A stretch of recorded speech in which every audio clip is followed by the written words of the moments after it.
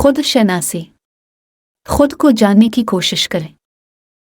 अस्सलाम अलैकुम, सुबह बखैर।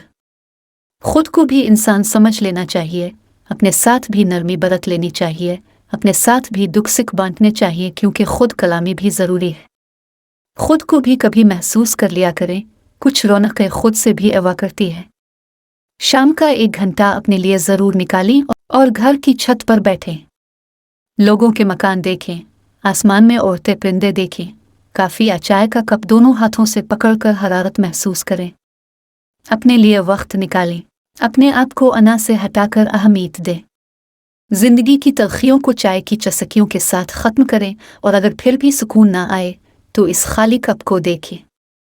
जिस तरह इस कप में दोबारा चाय भरने की गुंजाइश है, इसी तरह आपके अंदर भी जिंदगी और खुशी भरने की गुंजाइश बाकी है। इन सब बातों से दूर होकर सिर्फ अपना जायजा लीजिए और अपने अंदर की खाली जगहों को पुर करना सीखिए। आ रहीम व करीम, हम तुझसे रहनुमा और हिदायत के तलबगार हैं, इस दुनिया में भी और आखिरत में भी, और हमें इस गुमराही के रास्ते पर चलने से बचा जिस पर चलकर लोग तेरे गज़ब का शिकार हो जाते हैं। हमारे अहलो अयाल, हमारे वालिदैन, रिश्तेदार, अक़रबा और दोस्तों के गुनाहों को माफ़ कर दे और हमें अपने शुक्रगुजार बंदों में शामिल फरमा।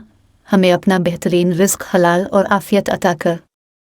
हम तेरी रहमत के तलबगार हैं, हमें हमेशा अपनी रहमत के साए तले जगह अता फरमा। आमीन या रब्बल आलमीन। इल्तिमास दुआ, बराए मेहरबानी इस चैनल को सब्सक्राइब करें, घंटी के निशान को दबाएं और खूबसूरत तबसरा करें। शुक्रिया।